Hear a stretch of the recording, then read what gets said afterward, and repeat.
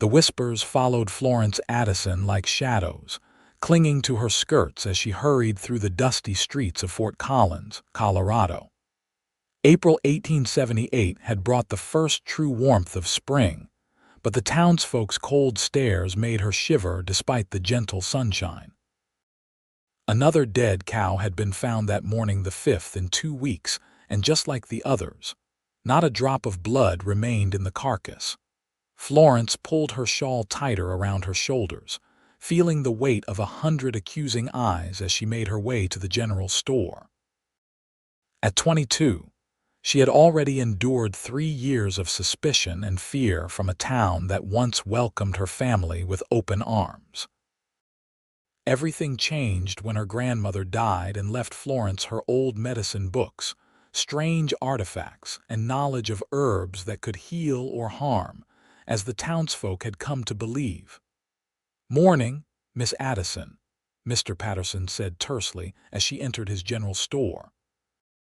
The other customers fell silent, some making quick excuses to leave, others clutching their children closer as though Florence carried some contagious disease. "Good morning, Mr. Patterson. I need flour and sugar, please," Florence said, her voice steady despite the familiar ache in her chest. The shopkeeper's hands moved with deliberate slowness as he measured out her purchases, avoiding touching her fingers when she handed over her money. "There's talk about those cattle again," he said, not quite meeting her eyes. "Sheriff Thompson might be coming to ask questions." "Thought you ought to know." Florence nodded, her throat tight. "Thank you for the warning." As she gathered her purchases, a loud voice boomed from the doorway.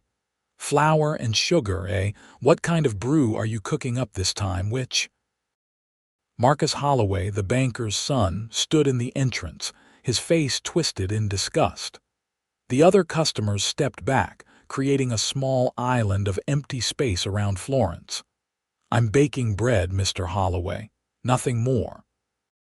Florence kept her voice level, though her heart hammered against her ribs. "My prize bull was found dead this morning, completely drained, just like the others." Holloway took a step toward her, his voice rising. "Strange how these deaths started right after you began collecting those herbs in the foothills." Florence clutched her parcels to her chest. "I collect herbs to make medicines, just as my grandmother taught me. I've harmed no one's livestock. Medicines." Holloway laughed, a harsh, ugly sound that made several customers nod in agreement. "Is that what you call your potions?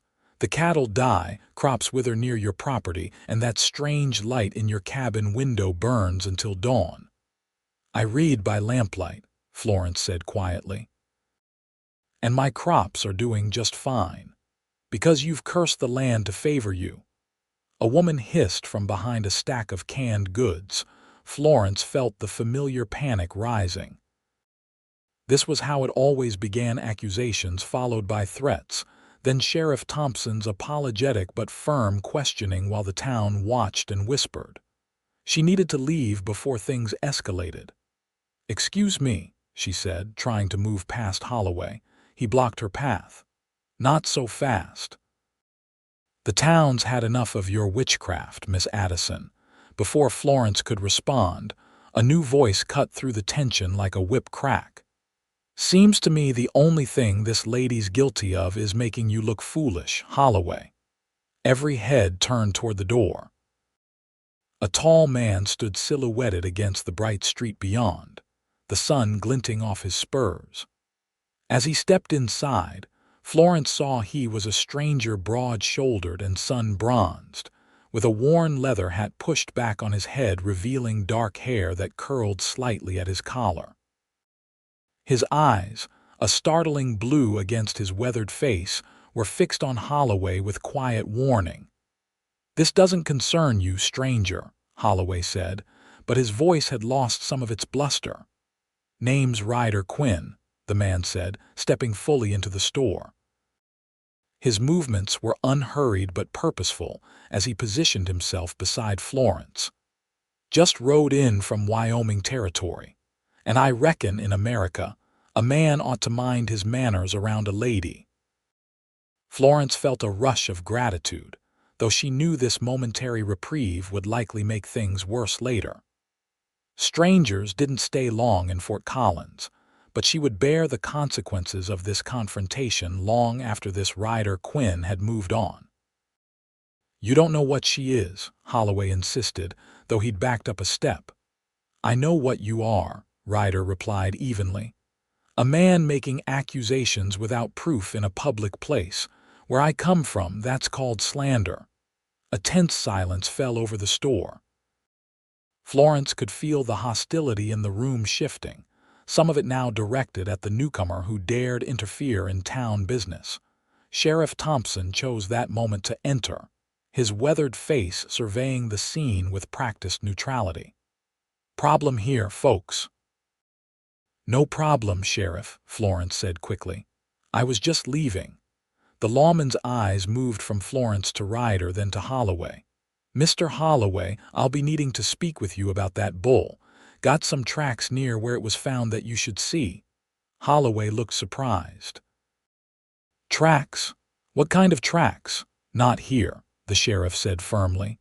"And the rest of you might want to hold off on your accusations until we have facts." As the crowd reluctantly dispersed, Florence slipped toward the door. Outside, she took a deep breath of the spring air, steadying herself before heading home. She'd gone only a few paces when she heard boots on the wooden sidewalk behind her.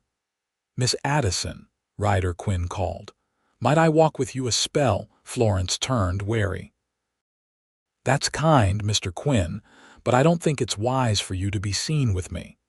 His mouth curved into a slight smile. "I've rarely been accused of wisdom, madam." He fell into step beside her. "Those folks in there, they always treat you that way." "Only for the past 3 years," she said, surprising herself with her candor. "Since my grandmother died and left me her cabin and her knowledge." "Knowledge makes people uncomfortable," he observed, matching his long stride to her more hurried pace. "Especially when it comes from women." Florence glanced at him, trying to gauge if he was mocking her. His expression revealed nothing but a calm interest. "May I ask what brings you to Fort Collins, Mr. Quinn?" she asked, changing the subject. "Work, mainly. I'm a horse trainer by trade." "Heard the McKendrick Ranch was looking for someone who could handle difficult stock." "The McKendrick place is 5 miles east," Florence said. "They're good people, fair employers." "And what about you, Miss Addison? What keeps you in a town that treats you like you've got the pox?" The question was direct, but his tone held no judgment. Florence considered her answer carefully as they walked past the last buildings of the main street and onto the dustier road that led toward her small cabin on the outskirts of town. "This was my grandmother's home. She raised me here after my parents died. The land knows me and I know it." She hesitated. "And most days not everyone in town is unkind." Ryder made a noncommittal sound. "Still, can't be easy living under those kinds of suspicions." "No," Florence admitted. "It isn't." They walked in silence for a moment, the spring breeze carrying the scent of sage and distant rain. "My grandmother was a healer," Florence said suddenly. "She knew plants and their properties, which ones brought down fevers, which eased pain, which helped bring babies safely into the world." For 30 years, the people of Fort Collins came to her when doctors couldn't help. Then a child died consumption, the doctor said, after my grandmother tried to save her. The whispers started. When I inherited her books and continued her work, the whispers grew louder. "And now dead cattle," Ryder observed. "Yes, though I had nothing to do with that." They reached the fork in the road where the path to her cabin branched off from the main trail. Florence stopped, turning to face her unexpected companion. "Thank you for your kindness in the store, Mr. Quinn. But I should warn you, friendship with me will not make your stay in Fort Collins easier." He studied her face, those startling blue eyes searching hers. "I've never much cared for easy, Miss Addison." Despite everything, Florence found herself smiling. "Then you've come to the right place, Mr. Quinn." As if to punctuate her words, a rumble of thunder sounded in the distance. They both looked toward the mountains where dark clouds were gathering. "Storm's coming," Ryder observed. "Yes," Florence said, her smile fading. "It always is." She turned and continued along the path to her cabin alone, aware of his gaze following her, until she crested the small rise that would hide her from view. Only then did she allow her shoulders to slump, the weight of the morning's confrontation settling over her like a heavy blanket. Florence didn't see Ryder Quinn again for 3 days, though she heard his name mentioned when she ventured into town for mail. He had indeed taken the job at the McKendrick Ranch and had already impressed the old rancher with his way with horses. Some of the townsfolk were warming to him, others were more reserved, wondering what had brought a man with his skills to their small corner of Colorado. On the 4th day, as Florence was working in her herb garden behind the cabin, she heard the distinctive sound of hooves approaching. She straightened, wiping her hands on her apron, and walked around to the front just as Ryder Quinn dismounted from a handsome chestnut gelding. "Mr. Quinn," she said, surprised. "What brings you out this way?" He removed his hat, revealing hair damp with sweat from the ride. "McKendrick mentioned you might have something for saddle sores. Got a mare at the ranch with a back that's been rubbed raw." Florence hesitated only briefly before nodding. "I do have a salve that could help. Would you like to come in while I prepare it?" His smile was quick and genuine. "Much obliged." Inside the small cabin, Florence was acutely aware of how the place might appear to a stranger. Bundles of dried herbs hung from the rafters, and her grandmother's old books lined rough wooden shelves. A large black pot hung over the cold hearth, and jars of various powders and tinctures were arranged neatly on a work table. "It looks exactly as a healer's home should," Ryder said, as if reading her thoughts. "Organized, purposeful. Not like a witch's lair." Florence asked, with a hint of bitterness she couldn't quite suppress. "I've never met a witch, so I couldn't say." His eyes crinkled at the corners. "But I've known healers. Had an aunt who could set bones better than any doctor and knew every medicinal plant in Tennessee." Florence felt some of her tension ease as she gathered the ingredients for the salve: comfrey root, plantain leaves, and beeswax. "Did your aunt face the same difficulties?" she asked, working the ingredients together in a small stone mortar. Ryder leaned against the table, watching her work. "Some. Mountain folk respected her, but the town minister called her ungodly, said women shouldn't practice medicine." His mouth quirked. "She outlived him by 20 years. Florence found herself smiling as she transferred the mixture to a small clay pot. "This needs to cool a bit." "The mare, how bad are her sores?" "Raw in spots. McKendrick's son rode her hard, bringing in strays. Apply this twice daily. Keep her unsaddled for at least 3 days if possible." She handed him the pot. "And there's no charge, Mr. Quinn." He accepted the salve but shook his head. "I insist on paying. Professional services deserve compensation." Before she could protest, he placed a silver dollar on the table. Florence looked at it, then back at him, wondering at his motives. "Have you found what's killing the cattle?" she asked suddenly. Ryder's expression shifted almost imperceptibly. "What makes you think I'm looking? You asked specific questions in town. The sheriff spent an hour at the McKendrick place yesterday, and you're too observant to be merely a horse trainer." He studied her for a long moment, then nodded slightly. "I've worked with the territorial marshals before. Sheriff Thompson telegraphed about the cattle. The way they were found reminded me of similar cases in Wyoming." "So you're here officially?" "No, just interested. And Thompson's a good man caught in a difficult situation." Florence's mind raced. If Ryder was telling the truth, this could be her chance to clear her name. "And what have you found?" Tracks like Thompson mentioned. Too big for a wolf or coyote, he paused, and too deliberate for a natural predator.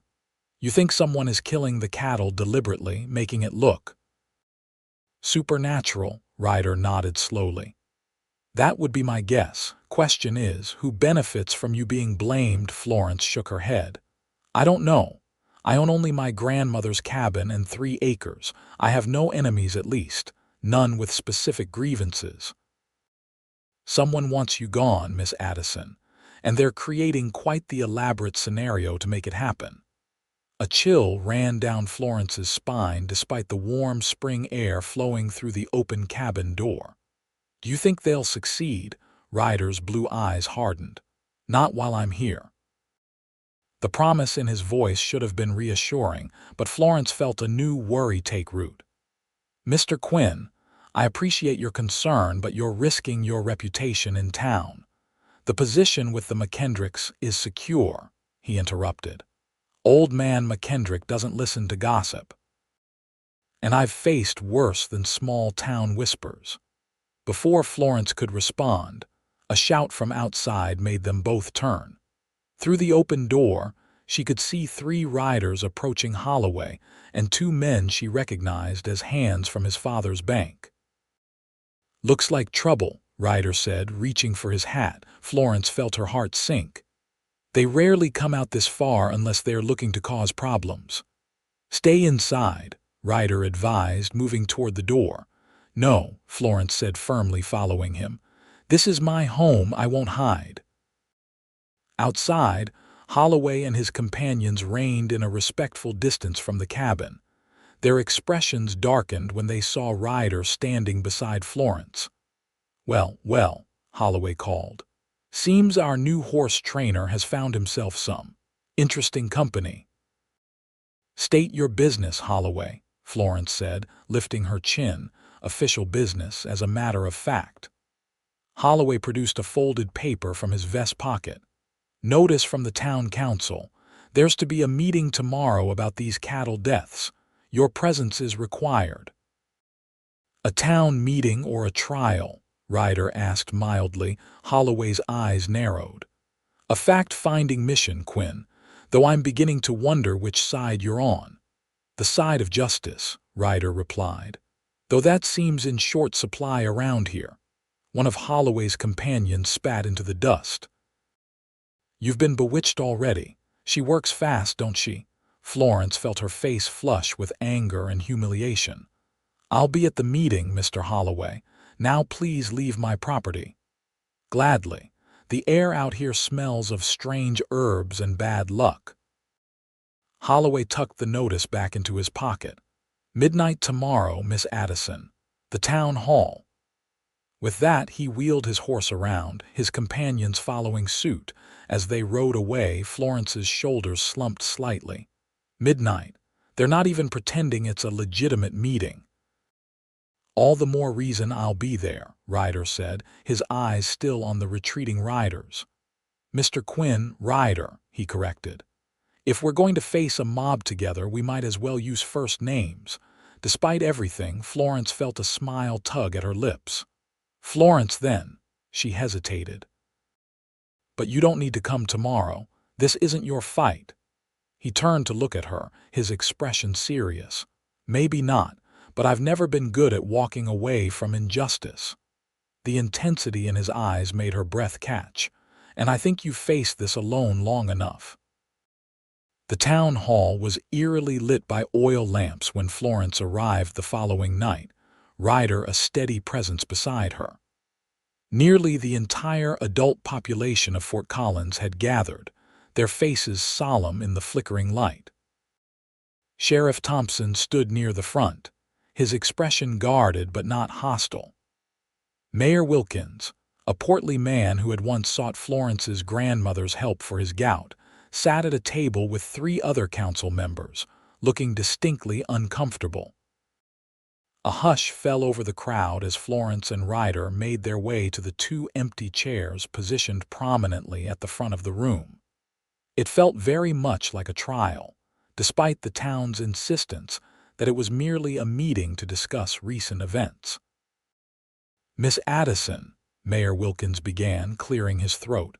Thank you for joining us tonight. As you know, our community has been troubled by a series of unexplained cattle deaths. Unexplained to some, Holloway called from the front row, perfectly clear to others. The mayor shot him an annoyed glance. Mr. Holloway, we agreed to proceed in an orderly fashion. He turned back to Florence. Miss Addison, can you account for your whereabouts during the nights when these cattle were killed?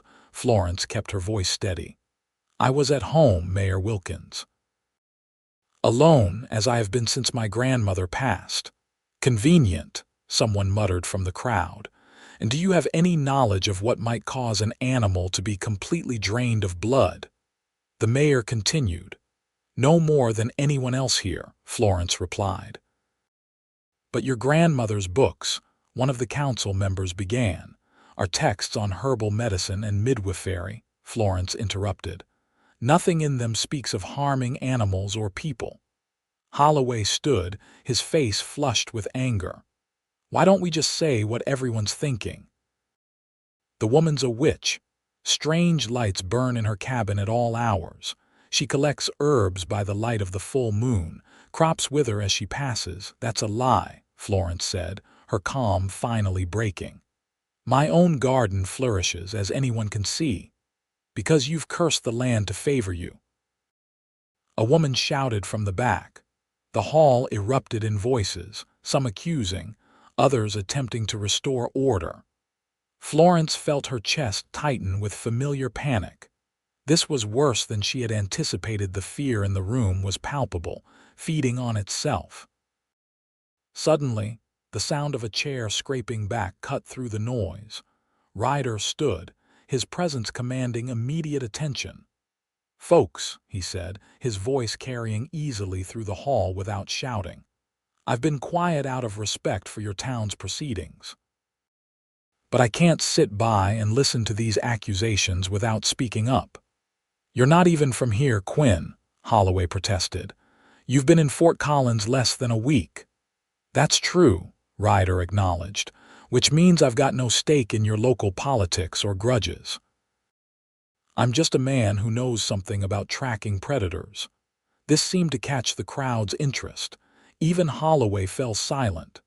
Sheriff Thompson and I examined the dead cattle, Ryder continued. All 5 showed the same marks, 2 puncture wounds at the throat, with signs of blood being drained through those wounds. Murmurs rippled through the crowd. Now, I've hunted all over the Western Territories, and I've never seen a witch kill like that. A hint of dry humor entered his voice. But I have seen similar kills from mountain lions that learned to go for the jugular. The difference here is that something or someone moved the bodies after death and arranged them to look more dramatic. Florence felt a flash of hope as she saw uncertainty replace conviction on several faces. Are you suggesting someone deliberately staged these deaths to look supernatural? Sheriff Thompson asked, speaking up for the first time. That's exactly what I'm suggesting, Ryder confirmed. And I think they chose cattle owned by the most influential men in town, men who would be most upset and most likely to stir up trouble. This is ridiculous, Holloway sputtered. Why would anyone do such a thing? To drive Miss Addison away, Ryder said simply. Someone wants her land, or wants her gone, and this was an effective way to turn the town against her. A thoughtful silence fell over the hall. Florence could see people exchanging glances, some skeptical, others considering. You have any proof of this theory? Mayor Wilkins asked. Not yet, Ryder admitted. But Sheriff Thompson and I found human bootprints near the most recent kill too large to be Miss Addison's. And if you'll grant us a few more days to investigate, I believe we can provide more concrete evidence. The mayor looked to the other council members, who nodded after a moment's hesitation. Very well, Mr. Quinn. You and the sheriff have 3 days, but in the meantime, I suggest Miss Addison stay somewhere in town, under observation. Florence felt her heart sink. Being confined to town, under the suspicious eyes of its inhabitants, would be its own form of torture. "That won't be necessary," Ryder said firmly. "I'll stay at Miss Addison's cabin. If she's involved in any wrongdoing, I'll be witness to it." Shocked murmurs spread through the crowd at this suggestion. Florence herself was too stunned to speak. "That would be highly improper," one of the council members protested. "I'll sleep in the barn," Ryder clarified, his expression making it clear the matter wasn't open for further discussion. "Miss Addison will be under my watch, and her property will be protected from whoever's really behind these cattle deaths." After further heated discussion, the council finally agreed to Ryder's proposal, though not without significant grumbling from Holloway and his supporters. As the meeting dispersed, Florence found herself walking beside Ryder into the cool night air, her mind reeling from the evening's events. "Thank you," she said quietly when they were beyond earshot of the dispersing crowd. "But you shouldn't have volunteered for this." "Your reputation is my own concern," he interrupted gently. "And I meant what I said about finding whoever's really responsible." Florence studied his face in the moonlight, searching for any sign of ulterior motive. "Why are you doing this, Ryder? You barely know me." He was quiet for a moment as they walked toward where their horses were hitched. "When I was 16, I watched a man get hanged in Tennessee. He was accused of stealing cattle, but the evidence was flimsy. The real reason they hanged him was that he was a freed slave who'd bought his own land that a prominent white family wanted." His voice hardened with the memory. "I was too young, too powerless to stop it. I promised myself I'd never stand by again when I saw the same pattern unfolding." Florence felt a chill that had nothing to do with the night air. "You think someone wants my grandmother's land badly enough to frame me as a witch? Your land borders the North Fork of the Powder River, doesn't it? Prime water access in cattle country." Ryder helped her mount her mare. "That alone makes it valuable, but I think there might be more to it." As they rode through the darkness toward Florence's cabin, a new worry gnawed at her. If Ryder's theory was correct, the person behind the cattle deaths might not be pleased about his interference.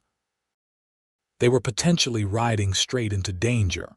When they arrived at the cabin, Ryder insisted on checking the small barn and surrounding property before allowing Florence to enter her home. Everything appeared undisturbed, but Florence couldn't shake her uneasiness.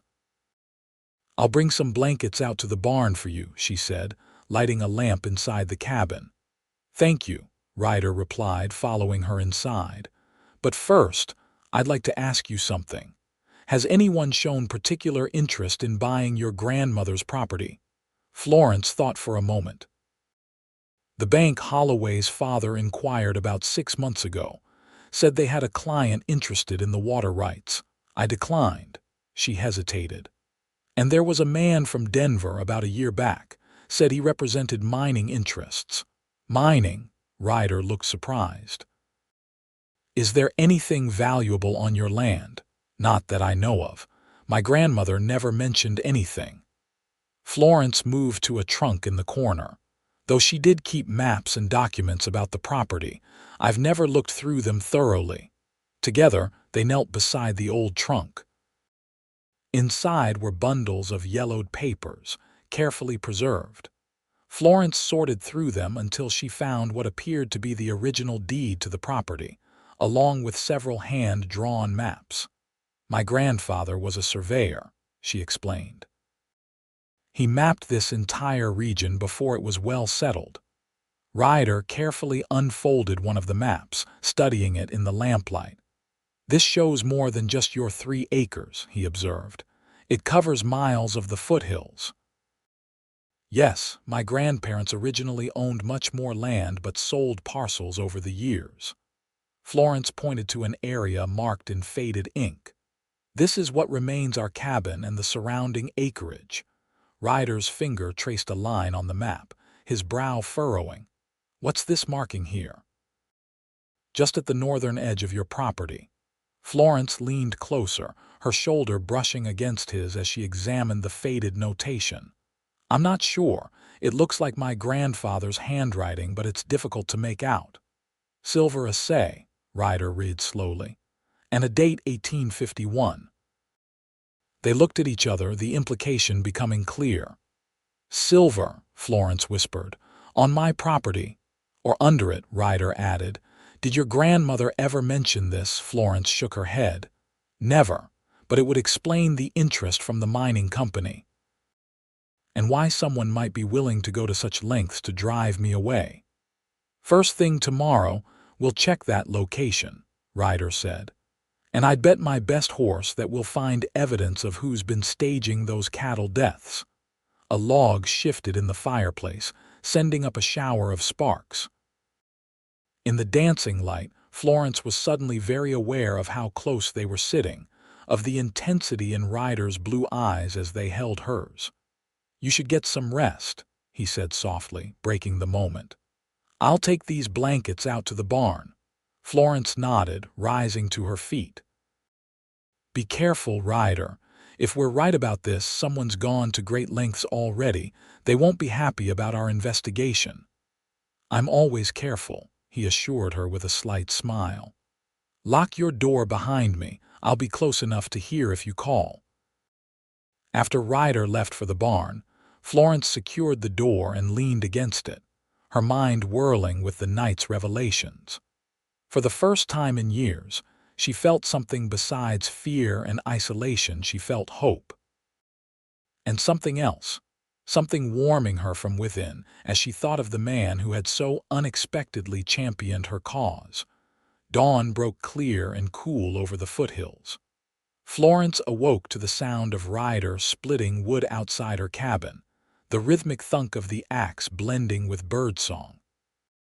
She dressed quickly and prepared a simple breakfast of cornbread and coffee. When Ryder entered at her call, his face was flushed from exertion, his shirt sleeves rolled up to reveal muscled forearms. "Good morning," he greeted her. "Hope I didn't wake you too early." "Not at all," Florence assured him, pouring coffee into 2 chipped mugs. "I wanted to get an early start to that northern boundary." Over breakfast, they discussed their plan. They would ride to the location marked on the map, staying alert for any signs of trespassers or claim jumpers. Ryder had his revolver, and Florence packed her small medical kit, just in case. The morning air was invigorating as they rode through the pine-scented forest that covered much of Florence's property. Spring wildflowers dotted the meadows, and the distant mountains stood crisp against the blue sky. Under different circumstances, it would have been a pleasant outing. "Your grandmother chose a beautiful piece of land," Ryder observed as they followed a game trail upward. Florence nodded, her throat suddenly tight with emotion. "She loved it here," said the mountain spoke to her. She smiled at a memory. "People thought that was strange, too part of her witchcraft, but I always understood what she meant." "What did they say to her?" Ryder asked, his tone genuinely curious. "That life is both fragile and enduring. That what matters isn't how long you stay, but how deeply you connect with the land and the people around you." Florence looked up at the towering pines. "She taught me to listen to more than just words." Ryder studied her profile. "You're not what people say you are, Florence Addison. But you are something extraordinary." The sincerity in his voice made her turn to meet his gaze. The admiration she saw there warmed her more than the spring sunshine. "We should be getting close," she said after a moment, consulting the map again. "Just beyond that ridge." They dismounted and secured their horses, continuing on foot through increasingly rocky terrain. The ridge overlooked a small, secluded valley with a stream running through it, technically still on Florence's property, but remote enough that few would venture there without purpose. "Look there," Ryder said quietly, pointing to an area where the stream bank had been disturbed. "Someone's been digging." They approached cautiously. What they found was unmistakable. A crude mining operation had been set up. Shovels and picks leaned against a hastily constructed lean-to. A sluice box sat partially assembled nearby, and several small sacks were stacked under a canvas cover. "They're looking for silver all right," Ryder said, examining the site. "And they've been at it for weeks, judging by the amount of earth they've moved." Florence felt a surge of anger. "On my land, without permission, while simultaneously trying to drive me away with those staged cattle deaths." "Makes sense now," Ryder said grimly. "They needed you gone before their operation was discovered. A witch hunt was the perfect cover. Get the town to do their dirty work for them." Florence was about to respond when a twig snapped somewhere behind them. Ryder's hand went immediately to his revolver as he pushed Florence behind him. "Well, well," came a familiar voice. "Seems we have trespassers." Marcus Holloway emerged from the trees, a rifle pointed casually in their direction. Behind him came two men Florence didn't recognize, rough-looking individuals with the hard eyes of those accustomed to violence. "We're on Miss Addison's property, Holloway," Ryder said evenly. "You're the trespassers here." Holloway's smile was cold. "Funny thing about property rights, they only matter if you're alive to enforce them." He gestured to the mining equipment. "My partners and I have been working this claim for months." Silver assays at nearly 30 ounces per ton, a fortune just waiting to be extracted. "Your partners," Florence said, understanding dawning. "The mining interest from Denver, smart as well as pretty," Holloway said mockingly. "Yes, Blackwood Mining approached me after your refusal to sell. They suspected there was silver here based on geological surveys. I made them a better offer. I'd secure the land and we'd split the profits." "By framing me as a witch," Florence said, her voice hard. "Killing cattle and making it look supernatural." Holloway shrugged. "It was working perfectly until you showed up," he said to Ryder. "The town was days away from running her out on a rail. And now—" Ryder's hand hadn't moved from his revolver, his body tense and ready. "Now we have a problem to solve." Holloway nodded to his companions. "Two problems, actually." Everything happened at once. Ryder drew and fired in one fluid motion, his bullet striking one of Holloway's men in the shoulder. Florence dove for cover behind a large boulder as gunfire erupted. She heard Ryder grunt in pain but couldn't see if he'd been hit. The exchange of gunfire was brief but intense. When it stopped, Florence peered carefully around the boulder. Ryder was crouched behind a fallen log, blood seeping through his shirt at the upper arm. One of Holloway's men was down, clutching his shoulder. The other had disappeared into the trees. Holloway himself was nowhere to be seen. "Ryder," Florence called, keeping low as she made her way to him. "I'm all right," he assured her through gritted teeth. "Just grazed me. Holloway's headed back toward the cabin. We need to get there before he does something drastic." Florence quickly examined his wound, a deep graze that was bleeding freely but hadn't hit anything vital. She tore a strip from her petticoat and bound it tightly around his arm. "Can you ride?" she asked, her hands steady despite her racing heart. Ryder nodded, his face grim. "We need to move fast. Holloway's desperate now. There's no telling what he'll do." They retrieved their horses and rode hard back toward the cabin, taking a more direct route than the one they'd used earlier. Florence's mind raced with worry not just for her property, but for Ryder, whose breathing was becoming labored as they rode. When they crested the final rise that would bring the cabin into view, Florence gasped in horror. Smoke was rising from the direction of her home. "No!" she cried, spurring her horse faster. They arrived to find the cabin ablaze, flames already consuming the roof. Holloway stood watching from a distance, a torch still in his hand. When he saw them approach, he dropped the torch and reached for his gun. "Stop right there." Sheriff Thompson's voice rang out from the tree line. The lawman emerged on horseback, his rifle trained on Holloway. Behind him rode several other men, including Old Man McKendrick. "Sheriff," Holloway said, his composure slipping. "This isn't what it looks like. Save it, Holloway," Thompson interrupted. "We followed you from town, saw everything, including you setting fire to Miss Addison's home." As the sheriff dismounted to arrest Holloway, Florence slid from her horse and ran toward the burning cabin.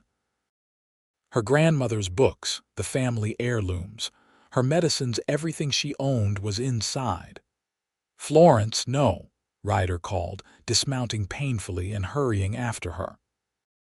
She stopped at the edge of the scorching heat, tears streaming down her face as she watched her life's work and heritage disappearing into the flames. Ryder came up beside her, placing his good arm around her shoulders. "I'm so sorry," he murmured, pulling her close. "So damn sorry." Florence leaned into him, her body shaking with sobs. "It's all gone. Everything my grandmother taught me, everything she left me, gone." The men from town had formed a bucket line from the well, but it was clear the cabin couldn't be saved. The heat was intense, the crackling of burning timber almost deafening. Sheriff Thompson approached them, his face solemn. "Miss Addison, Mr. Quinn, I owe you both an apology. Holloway's confessed to everything, the cattle killings, the mining operation, all of it." "An apology won't rebuild her home," Ryder said, his voice tight with anger. "No," the sheriff agreed, "but the town will. Mayor Wilkins has already pledged to organize the effort." He looked genuinely remorseful. "We were wrong about you, Miss Addison. Many of us knew it deep down, but fear is a powerful thing." Florence nodded, too overwhelmed to speak. She watched as the remaining walls of her cabin collapsed inward in a shower of sparks. "Come on," Ryder said gently. "You can't stay here tonight. McKendrick has offered his home until we can sort things out." "We?" Florence asked, looking up at him through tear-blurred eyes. Ryder's expression softened. "If you'll have me, yes, we," he hesitated. "I'm not leaving you to face this alone, Florence." Despite everything, Florence felt a flicker of warmth at his words. "Thank you," she whispered. As they turned away from the burning ruins, Florence caught sight of something glinting in the dirt near what had been her herb garden. She bent to pick it up, a small silver locket, her grandmother's, somehow thrown clear of the fire. Inside was a tiny portrait of her grandparents as a young couple. "Not everything is lost," Ryder said softly, seeing what she'd found. Florence closed her fingers around the locket, feeling its familiar shape. "No," she agreed, "not everything." The days that followed were a whirlwind of activity. Marcus Holloway and his mining partners were jailed pending trial. The truth about the cattle deaths spread quickly through Fort Collins, and the same townspeople who had shunned Florence now approached her with awkward apologies and offers of help. True to the sheriff's word, the town organized a cabin raising. Men arrived with wagons of lumber and tools. Women brought food and household items to replace what had been lost. Florence was overwhelmed by the sudden reversal of her fortunes, unsure how to respond to the community that had so recently condemned her. Through it all, Ryder remained steadfast at her side, his wound healing well under her care. He supervised the construction, ensuring the new cabin was built properly and to Florence's specifications. In the evenings, they stayed at the McKendrick Ranch, where Florence was treated with a respect she hadn't experienced in years. 2 weeks after the fire, as they rode out to check on the construction progress, Florence broached the subject that had been weighing on her mind. "The McKendricks mentioned you haven't asked for your wages yet," she said carefully. "They think you might be moving on soon." Ryder glanced at her, his expression unreadable. "My arrangement with them was temporary. They know that. And your work with the territorial marshals." Florence pressed. Will they be expecting you back? They reached the rise overlooking her property. The new cabin was taking shape nicely, larger than her previous home and sturdily built. Men moved about like ants below, the sound of hammers and saws carrying on the spring breeze. Ryder dismounted, then helped Florence down from her mare. "Florence," he said, his hands lingering at her waist. "Are you asking if I'm leaving?" She met his gaze directly. "Yes, I suppose I am." "That depends," he said, his voice softening, "on whether there's a reason for me to stay." Florence's heart quickened. "The silver claim has nothing to do with my decision," he interrupted gently. "Though for the record, that claim is legally yours. It could provide security for your future." "Our future," Florence said quietly, testing the words, "if you stayed." Something brightened in Ryder's blue eyes. "Is that what you want?" Florence thought about the past 3 years of isolation, of the fear and suspicion she'd endured. Then she thought about the past 2 weeks, Ryder's unwavering support, his quiet strength, the way he looked at her as though she were something precious rather than something to be feared. "When the town called me cursed and drove me away," she said softly, "you were the only one who stood beside me. You said you'd be cursed alongside me if that's what it took." Ryder stepped closer, taking her hands in his. "I meant it." "I know," Florence whispered. "That's why I want you to stay. Not because I need protection or because of the silver claim, but because when I'm with you, I don't feel cursed at all. I feel blessed." The smile that spread across Ryder's face was like sunrise breaking over the mountains. Slowly, giving her every chance to pull away, he lowered his lips to hers. The kiss was gentle at first, then deepened with a hunger that matched her own. When they finally broke apart, Ryder rested his forehead against hers. "I was heading nowhere when I rode into Fort Collins," he said quietly. "Just another drifter with too many regrets. Then I saw you in that store, standing tall despite everything, and something changed. You changed me, Florence Addison." "And you changed everything for me," she replied, her hands framing his face. "You made me believe in people again, in possibilities." "Including the possibility of us?" he asked, his eyes searching hers. Florence smiled, feeling truly happy for the first time in years. "Especially that possibility." They stood together on the hillside, watching the new cabin take shape below, the future spreading before them as vast and promising as the Colorado sky. By early summer, the new cabin was completed, larger and sturdier than Florence's original home, with extra rooms and a proper porch that wrapped around 2 sides. The town's effort to make amends had been thorough, with families donating furniture, dishes, and even books to replace those lost in the fire.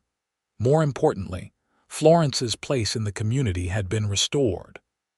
Women who had once crossed the street to avoid her now sought her healing knowledge.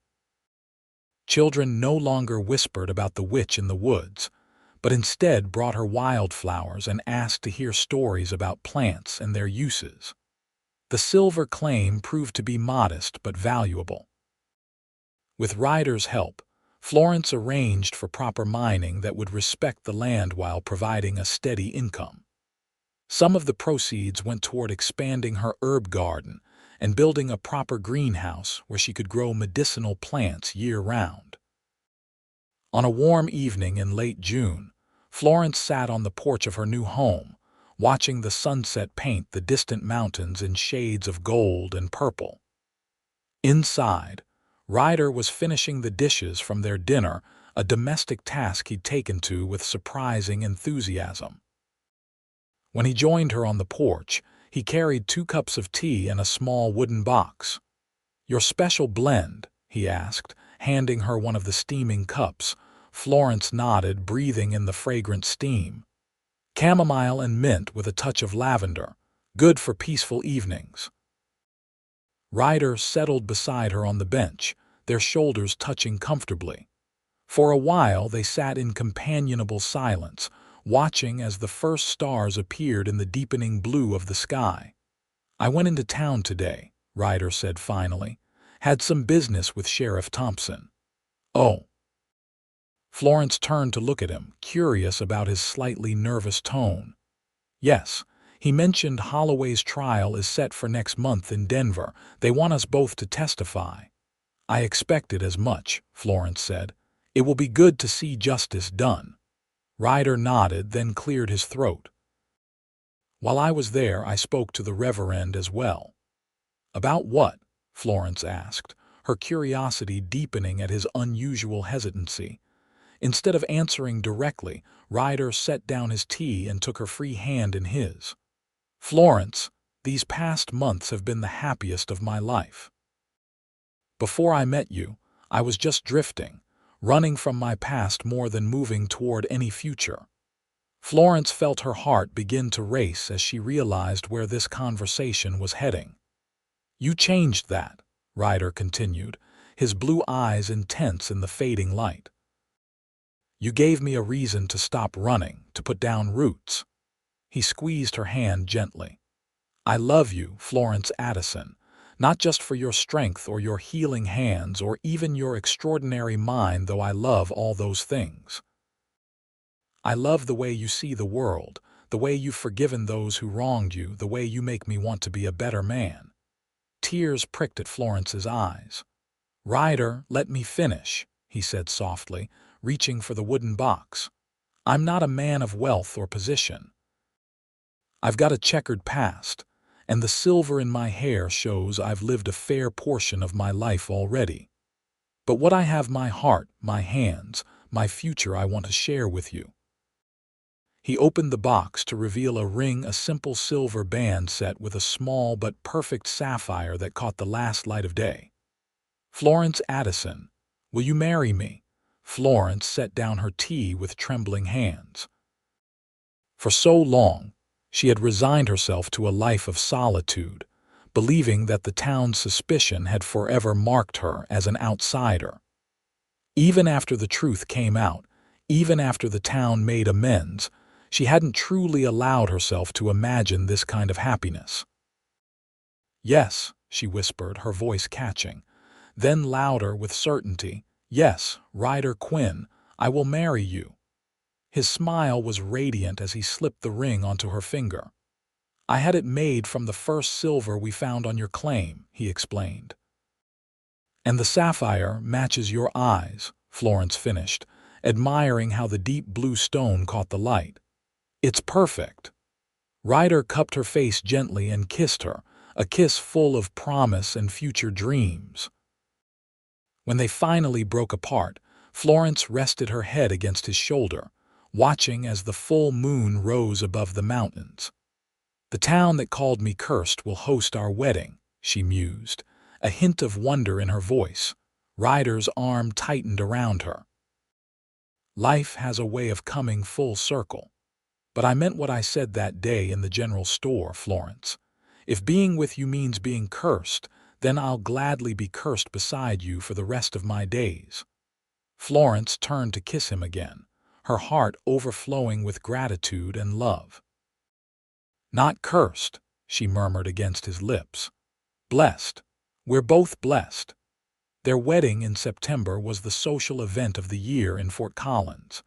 It was held in the town square under an archway of late summer wildflowers and healing herbs, Florence's tribute to her grandmother's legacy. Nearly everyone in town attended, along with the McKendricks and several of Ryder's former colleagues from the territorial marshals. Florence wore a simple gown of ivory silk, her grandmother's locket around her neck and wildflowers in her hair.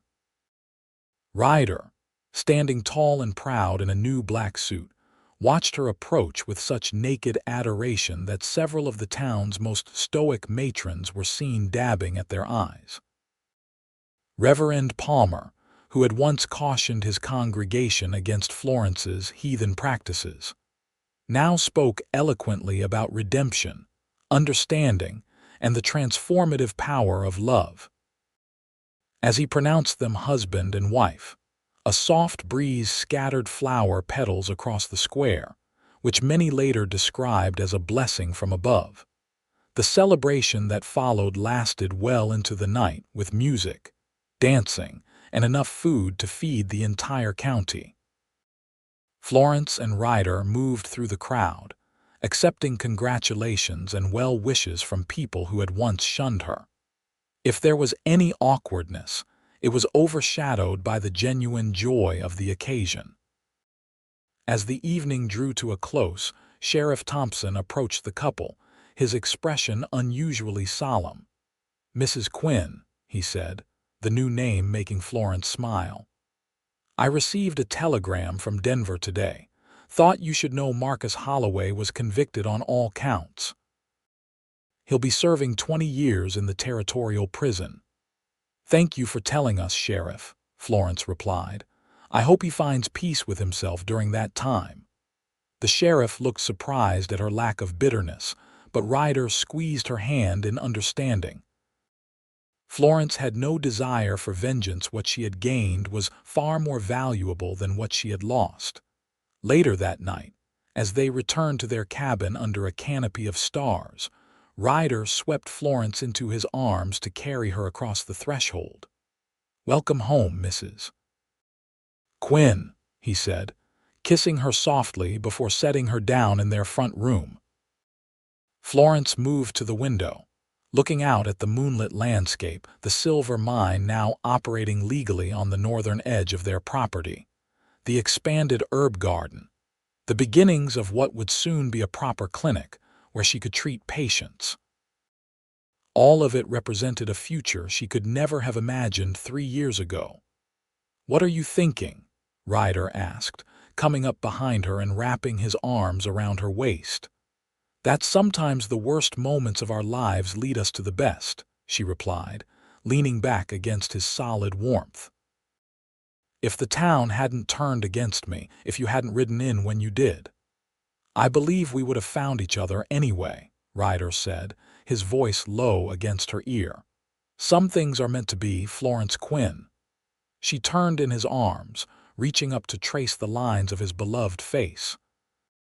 "I believe you're right, husband," she whispered, rising on her toes to claim his lips. 5 years later, Florence stood on the porch of their expanded home, watching Ryder teach their 3-year-old son, Thomas, how to groom a pony. The boy's serious expression as he carefully brushed the patient animal's coat was pure Ryder, but his auburn hair and questioning nature were all Florence. At her feet, their 1-year-old daughter, Eleanor, played with wooden blocks, occasionally looking up at her mother with curious green eyes. The baby Florence carried now, due in winter, kicked vigorously as if eager to join its siblings in the bright Colorado sunshine. Fort Collins had grown considerably in the past 5 years. The railroad had come through, bringing new settlers and opportunities. Florence's clinic, built adjacent to their home, was now recognized throughout the territory for its innovative combination of traditional medicine and herbal remedies. Doctors from as far as Denver occasionally visited to consult with her on difficult cases. Ryder had established a horse breeding operation that specialized in sturdy, intelligent mounts suited to the challenging Rocky Mountain terrain. His reputation for fair dealing and exceptional horses brought buyers from several territories, and his work with the territorial marshals had evolved into a role as special consultant on particularly challenging cases. The silver mine had proved profitable enough to provide security without dominating their lives.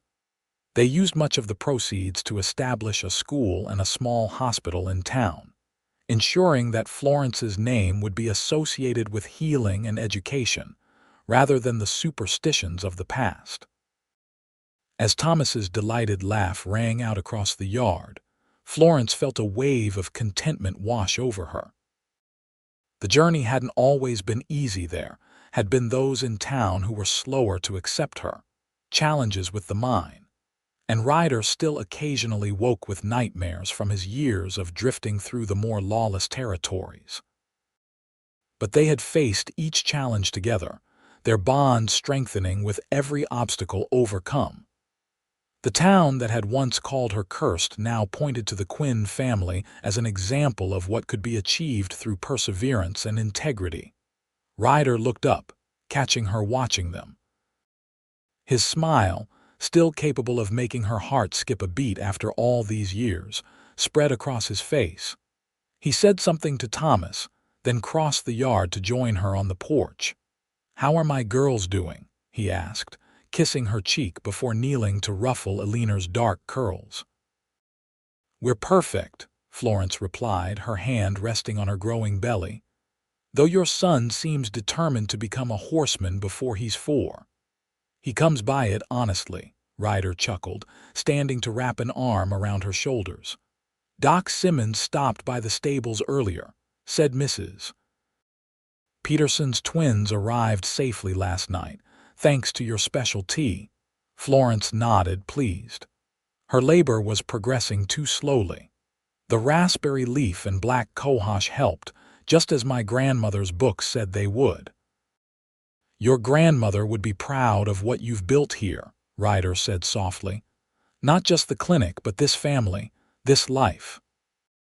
Florence leaned into his embrace, watching as Thomas, having finished grooming the pony, now earnestly explained something to his little sister, who watched him with wide-eyed adoration. "You ever think about that day?" she asked. "In Patterson's store, when you stood up for a woman everyone else believed was a witch." "Only every day," Ryder admitted, his voice warm with memory. "Best impulsive decision I ever made. And when the town called me cursed and drove me away." Ryder turned her gently to face him, his blue eyes as bright and true as they had been on that fateful day. "I meant what I said then, and I mean it now. If loving you is a curse, then I'll gladly be cursed beside you for all eternity." "Not cursed," Florence reminded him, rising on her toes to press her lips to his. "Blessed." As they stood together on the porch of the home they had built from ashes and hope, their children playing in the yard and another one growing beneath Florence's heart, the word seemed more true than ever. They had transformed suspicion into trust, fear into love, and a curse into a blessing that would endure for generations to come. In the distance, the mountains stood eternal, watching over Fort Collins as they had for countless ages. And in their shadow, the Quinn family continued to write their story, a tale of redemption, healing, and a love strong enough to withstand the harshest judgment and emerge, like silver from fire, pure and unbreakable.